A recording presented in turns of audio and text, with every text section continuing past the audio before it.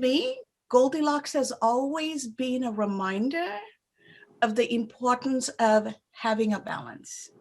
Goldilocks, as I was reading the children's storybook, I remember her talking about, I don't like my porridge too hot or too cold. I want it just right. I don't want my bed to be too hard or too soft. I need for it to feel just right. And those lessons have stayed with me. And as I've grown older and the more I research and the more I look into things, I have learned that truly to drive our individual purpose and create the influence to be the leader that I want to be, leader that each of us need to be to drive our purpose and live a fulfilling life, it truly behooves us to come from that centeredness. What do I mean by that? Every person can influence only 3 levels from where we are. And every issue can have 2 extreme perspectives or somewhere in the middle of the road. So even if I drew a number 6 and 2 of us are standing on either side of the 6, to one person it's a 9, to the other person it's a 6. They can argue till the cows come home that each of them are right, but the fact of the matter is they're both right and neither of them are wrong. But what purpose does it fulfill if they stand on either extreme and argue about it? But if we can somehow find a way to look at it from a third perspective, somewhere in the middle of both those perspectives, imagine the amount of influence we can have. If from the extreme right end, I can only influence 3 levels towards the center being the operative word because I'm already at the extreme right. If I'm at the extreme left, I can influence 3 levels towards the center because I'm already at the extreme left. But imagine just for a moment that each of us are somewhere around the center, left or right of center. All of a sudden, we can influence 3 levels to our right, 3 levels to our left, and everybody else in the middle. Instead of trying to pull people to the extremes, all of a sudden, we are bringing everybody to a consensus building middle ground. Now, imagine if we can do that in families. Imagine if we can do that in organizations. Imagine if we can do that in societies and communities. How much more pleasant it's going to be, and how much more influence can we have in making each other's lives better? Because we're not pulling people apart, we're bringing people together. And our success is directly predicated on the amount of influence we can have. If people don't buy what it is we are trying to do, conceptually and philosophically, they're not going to engage with us. Therefore, whether we are doing this from a purely selfish perspective or truly a greater good perspective, in both cases, it makes sense for us to come from that centeredness. And Goldilocks is to remind us. And this is a community where we're trying to help each other find that middle ground and come from that centeredness so that we can truly influence each other and build our shared prosperity. And in that journey, we also take a step back and look at, what is my purpose? Is what I'm doing fulfilling my purpose? If I'm doing something to generate income and put roof over my family's head and for life to happen, but I'm not fulfilled, it doesn't stop me from going and finding something that gives me purpose and embracing that alongside what you do for a living, right? One of the reasons I do my teaching, one of the reasons I do this show is it allows me to be in that centeredness of my purpose. It takes what we love, it takes what we are great at, it takes what the world needs, and anchors right at the center of the purpose. And the fact that we repeatedly get together as a community and we are building this community is proof that in one way, shape, or form, we're all getting fulfillment through this. We're growing, we are sharing, we are ennobling, and we are making each other successful. And most of you are already building relationships outside of our weekly gathering And you're already finding that fulfillment that comes from those human relationships to drive your purpose and drive your mission. In the book Ennoble for Success, I talk about some of these elements. And if each of us are going to show up in an authentic way to engage from a centeredness position, then we each first need to take a journey inside of us and understand who we each are. Connecting with your being is the first step towards channeling everything we do authentic to that person, authentic to that being. And I grew up in a culture that believes the most important relationship each of us are going to have is the relationship with the soul within. We are each an embodiment of something larger than our physical self. And knowing myself, each of us knowing ourselves, and each of us doing everything we do true to who we are as that inner person is important in finding that centeredness. And we are each a soul that occupies this body temporarily. When we understand that and we understand each other from the perspective of a soul, what is the soul? Body is the physical matter. Soul is that energy, the life that is inside of the body. And we don't know when it comes into the body, and we don't know where it goes when it leaves, right? But we recognize life in terms of the physical body, but the very existence of life is beyond that physical body. And why is it important to understand that? Because it allows us to make sure that our humanity is embraced and we recognize each other's humanity. When we understand each other as a soul, then we realize what one story, one situation, one mistake, one scenario that happened doesn't define us. It's something that happened, whether intentionally or unintentionally. But because we are a soul and because we are larger than this physical presence, we are each an ever evolving epic. Therefore, don't stereotype us. Don't stereotype anybody else, because we don't know and we can't begin to fathom the larger epic that is evolving. And when we approach one another that way, that we are each a soul, we are larger than the physical appearance and the labels we put on that physical appearance, and we're all evolving, and we are all contributing to each other's epic evolution, then we start realizing, oh, we can truly influence each other and ourselves, and we can bring out the noble qualities in each other and ennoble one another to build a more perfect union, to build a more responsive, respectful community. And that capability and that understanding doesn't come from job titles. It doesn't come from your education. It doesn't come from affluence.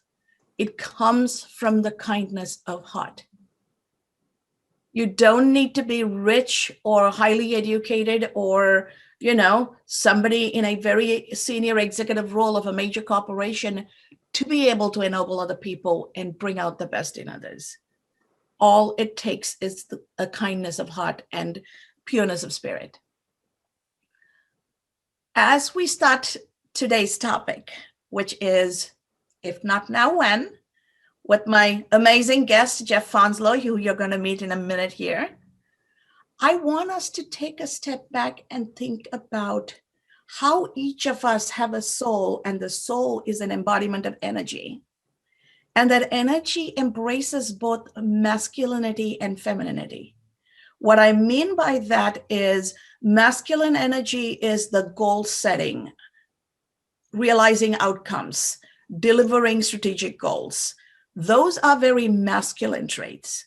And it's the masculine trait that gives us that self-confidence and that self-worth and the ability to have the self-drive and motivation to go accomplish things. Sitting right alongside is our feminine energy, which is kindness, compassion, grace, humility, and the ability to embrace one another in a very nurturing, life-affirming way. Without that, all the success I try to drive will fall flat with everybody else because it's going to come across very domineering, very arrogant, and very self-centered, right? But without that masculinity aspect of my drive, my kindness and compassion is just going to sound like, all of that is nice, Cass, but for what purpose, right? So it's very important to understand if we are on too much of the masculine side or the too much of the feminine side and we go in the wrong direction, it can become toxic. So there is toxic masculinity and toxic femininity. But if we can move away from the extreme and come towards the center, and we embrace both the yin and the yang, or the masculinity and femininity that's within each of us, then we're not going to feel bad about, there are moments where men need to be able to cry and get it all out, right? There are times where every leader, gender neutral, needs to be vulnerable, because if we're not vulnerable, we can't influence. And then there are times where, regardless of who we are, whether personal or professional situation, we need to have goals and targets and drive for those. So it's not either one is good or bad. It's the balance of it that makes it fulfilling. Now, when we start looking at people from that perspective, and this is what I want you to take away into the conversation, when we start looking at each other from that perspective, that we're each a soul that embodies masculinity and femininity, then we start putting less emphasis on the physicality of how a person shows up or the labels we put in a person. And now we can engage with every soul in a humanitarian way. And therefore, we're not going to offend a female or a person of a different ethnic origin, a person who speaks a different language, and truly understand that gender is more than male and female. And with that thought, keeping an open mind, I would love to welcome Jeff Fonsler to the show. Welcome, Jeff. Thank you so much, Dr. Cass. It's great to be here. I am super excited for all of you to meet Jeff. Jeff has a wealth of knowledge and experience in the world of helping organizations and leaders understand the importance of inclusion and making sure that people are engaged in a more holistic way so that organizations can thrive as people grow and people are able to do their best. Jeff comes to us from CBS Corporation. He's worked on parts of the organization that involves the CBS television network, Simon & Schuster Publishing, all of these. I am going to let him give a quick introduction. But what I'm excited about more than anything else is his ability to talk about these things with actual insight in a very gentle way. He is one person who embodies the good balance of masculinity and femininity and has no problem showing up with that balance. And so to be able to model that for everybody to see, I am excited. And I also love the fact that there is no aspect of this conversation he will shy away from. So you can openly ask questions and make this a truly meaningful conversation. So Jeff, why don't you take a moment and share a little bit about your background and what got you into this space? I'd be happy to, thanks. I actually got into this space by accident. I was working in sales at a company that was a distributor of electronic wire and cable. And we were having those traditional, where do you see yourself in 5 years type of conversations? And I said, well, probably in major accounts or maybe running a branch. And she asked me, well, have you ever thought about going into learning and development?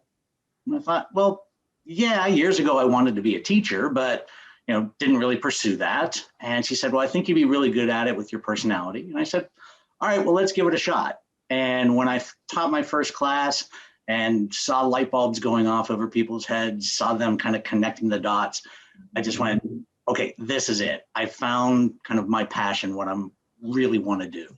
And so for the last 25 years, that's what I've been focused on. I got started more on a sales training perspective, branched off into personal productivity like time management, presentation skills. And then it wasn't until I got to VMware and ultimately CBS Corporation where I really started to focus on management development. And I have a passion for that because much like a parent, a manager has influence over than just themselves. And what I mean by that is he or she is obviously the manager, but they're doing their work. They're also influencing and developing the people that report into them, as well as their peers around them. So one of the things that I love about management development is it's kind of a ripple effect. It's not only helping one person, it's helping lots of people. And when I was at CBS, it was kind of looking at, okay, where's our most definable assets? Meaning, where can we have an influence because we couldn't impact everybody? And I quickly realized it was managers because of that ripple effect. Over the last 4 years or so, I've had the pleasure of kind of dipping into diversity and inclusion and got exposed to that by my friend Catrice Monson. And we were doing some work at CBS around unconscious bias and microaggressions. And it's really kind of built on that passion. I feel like the two go very closely together, that being diversity, inclusion, and management development. And so at the beginning of this year, actually at the beginning of this month, I started my own consultancy. I'm focusing on management development and DEI, and really looking to help people and continue the journey. So I'm really glad to be here. Wow, I am so happy to hear that, and congratulations, and wish you all the best. I cannot wait to see the beautiful things you're going to do, especially when we are living at a time where this is blowing up all around us. Mm-hmm. And when we start thinking and talking about diversity and inclusion, it's important to talk about bias, and not all biases we are conscious about. Absolutely. The movie Crash is a good reminder for me that we all bring our biases to situations. And at the point of that human collision, where different issues come together, if we can't step aside and have an open, honest conversation about how we are showing up for each other and be willing to listen to the other person's perspective and willing to change. And if we say, oh my God, I don't like the way you're talking to me, you don't like the way I'm talking to you, let's just go back to our corners and let's not engage. That is the single most dangerous thing. Yeah. Can you build on that? Because we are seeing that more and more in society, right? People are terrified to deal with their unconscious bias and how they are coming across and hurting and harming other people and preventing other people from being who they truly are. Mm-hmm. And by not engaging, they're exacerbating that harm. And it's okay to make a mistake and say, you know what, we made a mistake. Let's figure out a way to build from here. To me, that makes the relationship stronger because both parties are investing at that point of collision. Yep. But saying, let's take our toys and go back to our corners and not even look at each other, that is the danger. Can you kind of walk us through how people can deal with such situations, whether in families or organizations? Absolutely. I think something you said earlier is so key to this, and that's vulnerability. And, I from a male perspective, I'm taught to approach things aggressively and be successful and get results and all of those types of things. And so I think a lot of times it's kind of tied to our ego and wanting to be right. And if, especially myself as a male, if I can kind of look to myself and go, okay, you know what? Why are you feeling this way? Why are these words impacting you this way? And kind of showing the other person you can be vulnerable, I think that's a great first step. When we approach these conversations, it's important to do it with a sense of curiosity. And I think so often now, especially in our kind of polarized society, is that we're trying to prove that we're right rather than saying, okay, I have a relationship with this person, whether it's a family member who I love, maybe a coworker who I feel very strongly about and have a strong relationship with. I have this established relationship with this person that's normally very good. So why, when we're having this conversation, are my hackles going up? Why am I getting defensive? Why am I going into fight or flight? And so I think, if we can kind of take that step back and start to approach it from that sense of curiosity, then we're going to be able to start going, okay, well, I see it this way, but how do you see it? Because you're seeing something I don't. Your opinion's so different than mine. Like, let's kind of figure out how we can get to that center. And so I think if we start to approach those conversations that way, then I think we can take a lot of the toxicity out of it. That is so true. And toxicity being the operative word, right? I have seen a lot of good relationships fall apart because one of the two people couldn't bring themselves to have that difficult and yet vulnerable journey of co-creating that balance with the other party, right? Mm-hmm. Marriages break down, friendships break down, and community relationships break down, let alone office relationships. What advice? So, if, say, for example, there's a situation where one person wants to get past this, but what that person wants the situation acknowledged, right? Right. But the other person says, well, if this is how you feel, then I see no purpose to move forward. Let's end this. What is the right approach, and who should take that step to it, even if they don't build a relationship that gets stronger? I see an opportunity for both parties to transform from it, Mm-hmm. provided both are willing to show up, right? Right. How can we help the other person show up? Or is the responsibility the other person's, the person who just wants to take their toys and walk away? I think it's both of our responsibilities. I don't think it's one or the other. It's an and.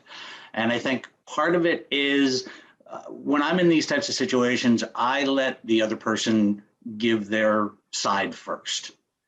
Because I think, again, we're kind of conditioned to say, okay, here's my point of view. I think it's really interesting if you look at people and you say, okay, show of hands, how many of you took reading in school? How many of you took writing? How many of you took public speaking? More often than not, all the hands go up or most of the hands go up. When I say, how many of you have taken courses on listening? Hardly any hands ever go up. And it's so interesting to me, like we're taught how to share our thoughts, but not how to receive the thoughts of others. And so I think, part of it is letting them go first so that they can give their point of view.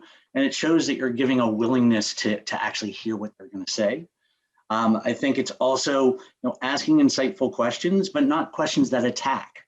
I think, so often if we try to prove the other person wrong, if we say, here's the faults in your logic, that's when they get defensive. If we ask questions that help us understand their point of view, why they feel that way, that gives us the information to be able to go, okay, well, how do I work within that and still get what I'm looking for as well? But if we just focus on proving who's right or who's wrong, or my way's right and your way's wrong, then we're not going to go anywhere. And that's where we do end up taking our toys and going home. I totally agree with you that with more work and more effort, you can get past those types of situations. But it is both, it's a two-party system. It can't be me doing all the work or you doing all the work. It's got to be us doing the work together. And that's where it can get difficult, because if that other person just has such a strong viewpoint and is so inflexible, then that's where these kind of impasses come. Yeah. And I have found in real life experience, when both parties are willing to invest the time and go through that cathartic process, the relationship comes out so much stronger and unbreakable. Yes. And both parties are better because of having gone through that experience. Mm-hmm. And to me, that entire transformation is priceless, but it takes courage on both sides to take that journey. Yes, absolutely. And when that courage is lacking, that's where we run into problems. But I think, again, with just a little bit more effort, we can get even better solutions. And I absolutely agree, like going through that strengthens the relationship. It's almost kind of like going through that adventure together. And so now all of a sudden we have that bond. And it just seems to make it better when both parties really do that. Yes. Mm-hmm. And it can even happen in a business situation, right? I remember when McDonald's entered the Indian market. They knew they couldn't sell their beef burgers, so they went with veggie burgers. I don't even know why they call it burgers. It should be veggie patties. But anyway, they went with veggie burgers, but they didn't stop to think that you can't cook your French fries in animal fat because these are vegetarians. They can smell the difference, right? Yes. So here there was this massive cultural blow up, but McDonald's didn't just exit the market. They apologized. They went through the process. They reinvented the way they do business in India, and they migrated to non-animal fat, and they're doing well now, right? Yep. So even as a business, acknowledging that there was a mistake, respecting the circumstances, and evolving being the operative word, is a necessary step towards business success. It's not just a personal thing, it's also a business thing. Absolutely. And I think part of it too, I love the example you gave, because they acknowledged it and they said that they were sorry. And when we're dealing with microaggressions, it's all about intent versus impact. And you'll hear somebody say, I didn't intend for you to feel this way, or that wasn't, why I wanted you to feel this way. And it's kind of like, well, but you did. That was the impact. And I think saying we're sorry is such an easy step, but it's almost, again, like we're trying to say, like, we're wrong. Guess what? We are going to be wrong in our lives. It's okay. We all make mistakes. So admitting that mistake and then saying, I'm sorry, that is so powerful, especially when it comes from the heart, when you actually are saying it because you mean it. And I think that people can tell the difference. And always, right?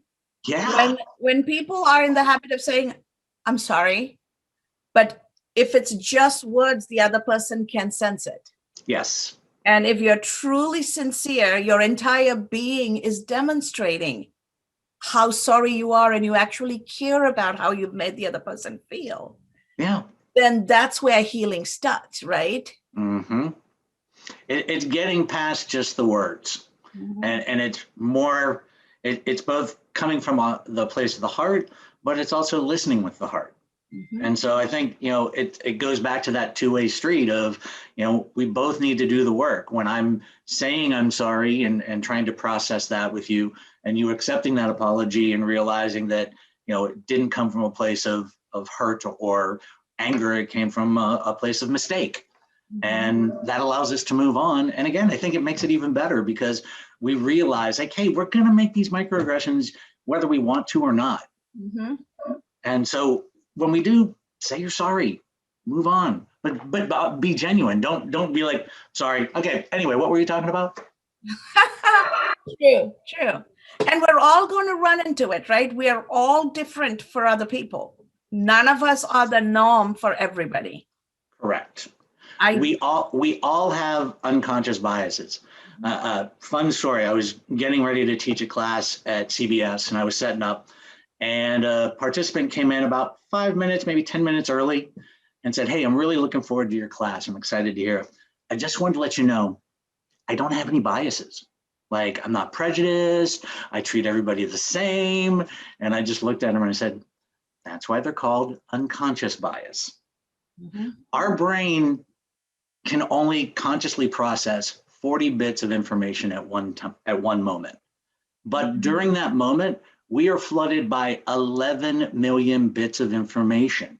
Now, that's not just messages. That's not, go eat at McDonald's. That's the feeling of the air conditioning on your skin, how your shoe feels around your foot, what you're hearing, what you're seeing, all those types of things. And so, one thing I do want to point out is that unconscious bias, more often than not, when we're talking about it, is bad. But these biases come from when we were cave people and, the fight or flight syndrome that the amygdala kicks in. So sometimes they could be good because if we were consciously trying to process those 11 million bits of information, we'd probably be in the fetal position. So, they can be good. They help us make our decisions. And that's really the work that I do with when I'm teaching unconscious bias is realizing that we have them and that they can impact our decisions so that we take that step back, that we start to think about, why did I choose him versus her? Why did I go with the white person rather than the person of color? Those types of things that can really help us kind of navigate the world, but also make better decisions. And just, we need to be aware we have them and just work with them. And I love the fact that you just introduced the element of unconscious bias is actually good, because in a way it also helps us survive. Yes. Right? If I'm driving and I see a pothole, I instinctively know to avoid it, right? If I'm walking and, I grew up in the tropics, so if there was a snake, I know to avoid it. I'm not going to step on it, right? I'm not going to go chasing a mad dog. I'm going to find a way to avoid it. Yep. So these things are necessary for our survival. But then there are other things that superimpose based on our foundational belief system too, right? Absolutely. My belief system is certain things are good and certain things are bad, and it's been indoctrinated. Then I unconsciously associate everything bad with, I don't want to be with that. Yes. Without thinking why. So I truly see a overlap of what we believe and how unconscious bias gets superimposed. And then if we need to change, we truly need to rewire our brain to change our belief system. So the good example I can give is I grew up in Sri Lanka, and Sri Lanka is a society that fully understood that there is more than two genders. There are men, there are women, and there are people in that in-between stages, however you want to define them. And Sri Lanka being a Hindu Buddhist culture in that tradition, we also, as Hinduism is more than 5,000 years old, we recognize sexuality as more than masculinity and masculine and feminine, because there's sexuality for reproduction and sexuality for non-reproduction. And the Hindu culture actually finds the non-reproductive sexuality as one level higher than reproductive sexuality, because it's less ego-driven, because you're not procreating your own kind. Oh, interesting. Right? And if you look at the Hindu temple and the roof of the temple, all of that is depicted in actual sculptures. And it goes like almost 15, 20 feet high, and every level shows you how you go from a very base level to that level of nirvana where you let go of your ego, and there's a rite of passage to get there. So nothing is right or wrong, good or bad.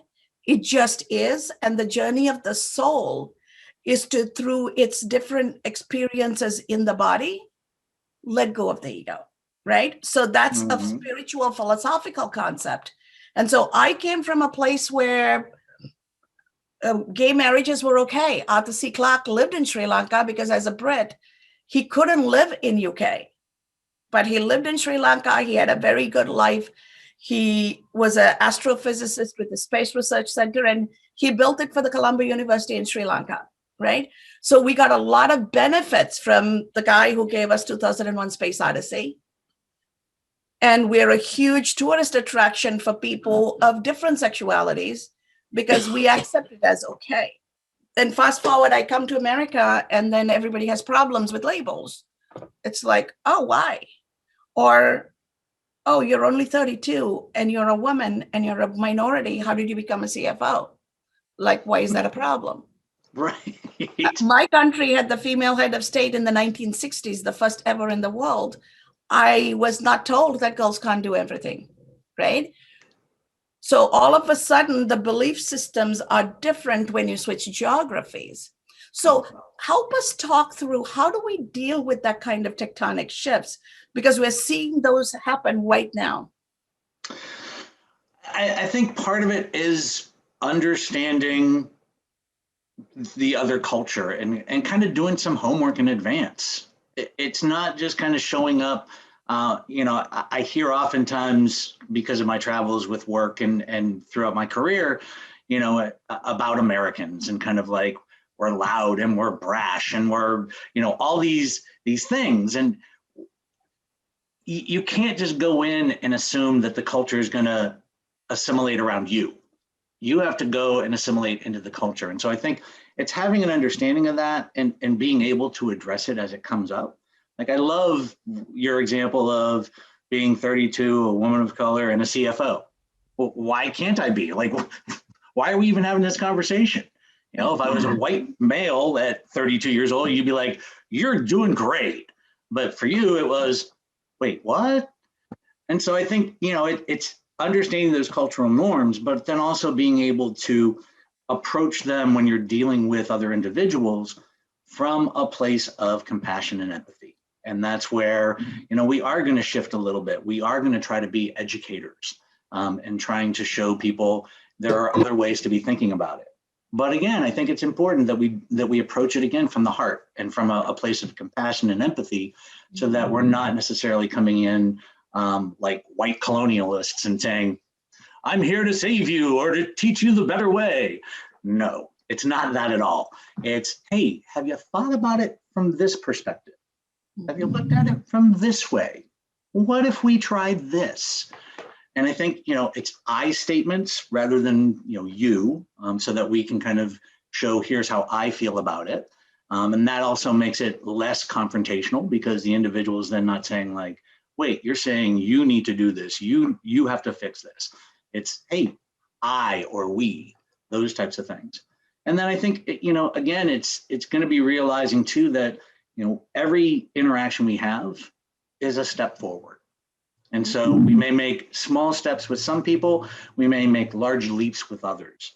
We got to be okay with realizing, like, again, we're not saviors. We're here to be humans, to have our souls meet and intertwine and have relationships. And so it's realizing that sometimes we're not going to be as successful with some people, but we're going to have great success with others, and being okay with that. So what advice would you have for each of us to become mindful of that unconscious bias that triggers microaggressions, and we are totally blind to it because we're not aware?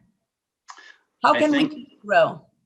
I think part of it is questioning your decisions, and not every decision, like why am I drinking water versus coffee, but you know, the decisions of, you know, why am I feeling this way when I'm hearing this word or this person, I'm interacting with them. It's being more in tune with yourself, that you're going, all right, why did I decide to go with somebody that was more similar to me rather than somebody who is different than me?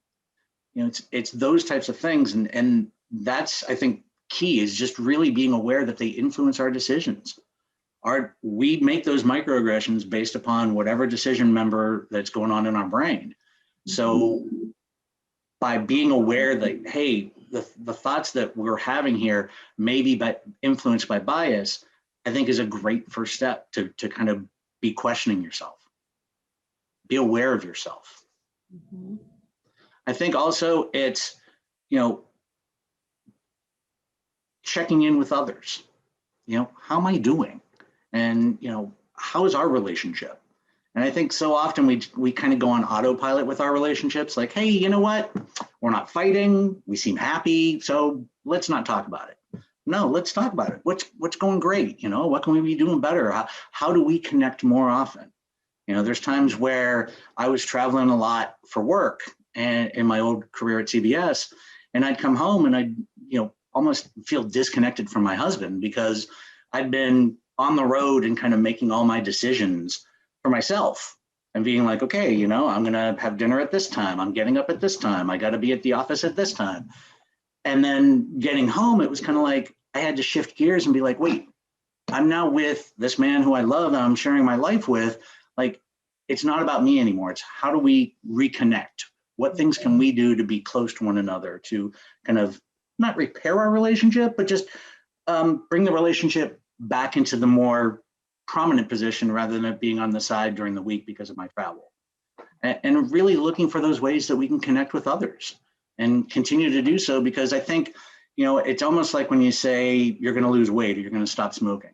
I think if we say to the people in our lives, hey, I want to be better. I'm constantly trying to learn and to grow. please keep me in check. If I say something that you find disrespectful, let me know, call me out on it. And by the same token, I'll do the same with you, and do it from a place of again, empathy, where it's not, hey, you did that wrong, but hey, he just said that and it kind of hurt my feelings. Let's talk about that.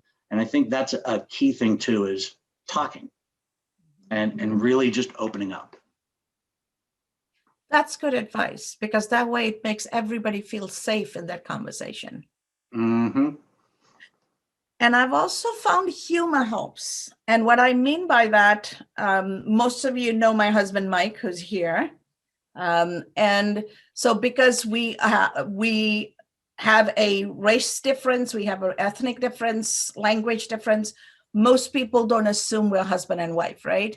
He was in a car crash. I take him to the emergency room.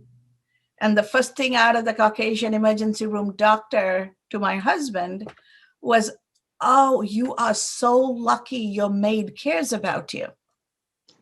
I had to be the maid because I was brown, right?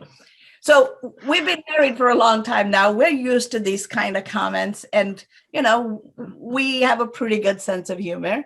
So he's bleeding, but he takes his towel that was being used to stop the bleeding and he puts it on his head and he says, "I'm actually an Arab sheikh, and I have an opening for another maid. Is your wife looking for a job?"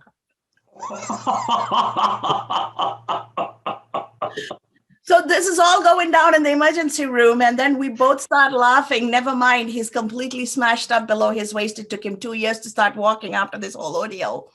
But here we are cracking up, laughing so loud, and everybody heard this whole conversation. They come running. The nurses filed a complaint. The doctor was taken to task.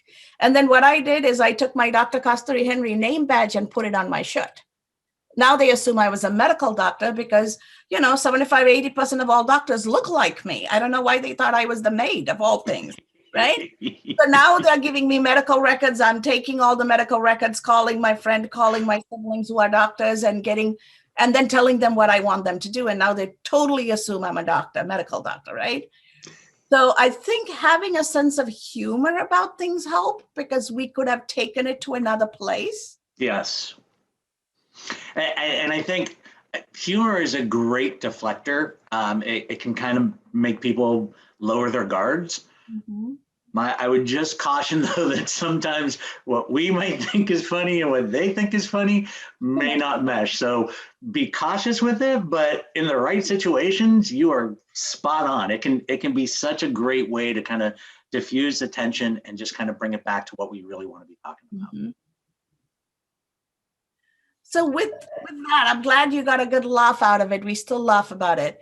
So I want to open this up to questions, because we have a very diverse community here, a lot of young people looking to enter the workplace, a lot of people trying to engage with individuals of different culture. We are living in the crossroads of a global economy. So why don't we open this up so that the community can have a direct conversation with you, Jeff? That sounds great. Well, as we're talking, I'm thinking about what I find to be a little problematic in society today. I think it's causing more division than anything. And it's, I'm hearing about, like, with the pronoun thing, that certain people are losing their jobs, maybe in hospitals and stuff, because they're not referring to the correct pronoun. And to me, that creates fear. Like, that scares me. Like, I would never want to offend somebody. And if I said he instead of they or something, like, totally innocently, but now you're on the chopping block and you lose your job, that's where I feel like I'm scared that society is going down almost a more divisive path. Mm-hmm. And I'm thinking about your example about how you and Mike were able to laugh, and I think more people need to have that type of understanding that not everybody is aware. Like I'm sitting here and I'm not even really fully educated on the whole pronoun thing, but I'm hearing stories in the news about it. And so I'm not fully aware, and I don't even know what I'm fully talking about right now, but I feel like a lot of people just jump to this, like, being offended. I'm offended, and now you need to pay consequences because you called me a he and I want to be called a they, or I don't know. So there's a lot of things happening in today's world that are scaring me, to be honest. No, it's understandable. And, even though I'm in the DEI space, I'm still learning about the pronouns myself. I was in a meeting with someone on Zoom, and he had he/they. And I'm kind of like, okay, well, that's one I haven't seen yet. So I think, again, it's going from that, hey, I'm sorry, I didn't mean to offend you. And obviously losing your job, that's something else altogether. But I do think it's kind of ironic in some ways that we're looking at being able to use these different pronouns and to have these different types of situations. And yet at the same token, it's like, you need to respect me when you're not using the right pronoun, but you're not respecting the other person who made an innocent mistake. You can tell if the person is, biased or, is outwardly not liking you. But when it's an honest mistake, again, it's just say, look, I'm really sorry. I'm new to this. This is something I'm learning. And, and even I think sometimes too, it's, can you teach me a little bit about this? Because, it's not their job necessarily to be the person that's going to be the one who educates you on pronouns or being trans or being a person of color. It's not their role, but I think sometimes just being like, is there something I can do moving forward to not step in it again? Right. Something along those lines, just to show that like you do want to be better. Like you're not trying to upset anybody. But I think to your point, it is kind of taking that step back, maybe having a sense of humor about it. But the individual also needs to realize like, hey, this was an honest mistake. This wasn't something where I came at you with malice or hatred. Yeah. So everybody's culture and language and how we then engage with English is one, but we can take this conversation beyond gender into race, right? I mean, just recently, this entire year, Asian Americans are being attacked. People don't believe I am Asian. I tell them to go get a map, right? In America, Asia means Thailand and eastwards. If you don't have those Chinese features, you're not Asian. So they assume the rest of us are Middle Eastern, but I keep telling them Middle East is also part of Asia. Get a map, right? So we do this dance over and over again. And then we call the COVID virus China virus. Then people are mad at Chinese people. People call Chinese people virus. And then they don't know the difference between China and Korea and Vietnam and Cambodia. So they go kill everybody. And we've had violence against Asian Americans increase by over 150%. And so this goes on and on. So people do not know to recognize, people don't read, people don't understand. People tend to look at things as if it's not like me, it's difficult for me to understand. And then put the gender thing on top of a race thing. So a African American community, for example, that is already feeling like they're not heard, they're not treated equal, they're not given the proper place in society and proper value in society. They then within their community, they don't accept anything other than gender specific male or female. So now imagine you're not only a ethnic minority, but within the ethnic minority, you're a subculture minority. So your own people won't accept you. And so this becomes a cascading thing that tends to get very confusing very quickly. Definitely. I think it leads to a lot of problems that aren't necessarily first associated with it. What I mean by that is, going to your example of a person of color in the African American community who's also, let's say, gay or trans. For the longest time I heard the term on the down low, and I didn't know what it meant. I just thought it meant like kind of like, oh, just keep it between us. But in the African American gay community, it meant like, I'm not out. I'm having sex with men or in relationships with men, but no one knows about it. And I'm straight acting and I'm straight appearing. So that led then to kind of a rise in HIV cases, because they're playing on the side and then going back into married relationships and kind of, spreading it through the community that way. And so, unintended consequence just from feeling like they can't be themselves and be who they are. And so because of that, you have that type of thing. Yeah, and that's equally important, right? We tend to look at problems as gender or race or religion, but what if all of that is mixed up? Mm-hmm. I think looking at diversity from the idea of it goes beyond that. It's the diversity of our life experiences. Mm-hmm. Yeah. If I had my sister and I, not a good example because we're both adopted, but let's say my sister and I were from the same parents. Even though we grew up together, we might even be the same age, the same household, the same schools. Her experiences and my experiences are different because she's a woman.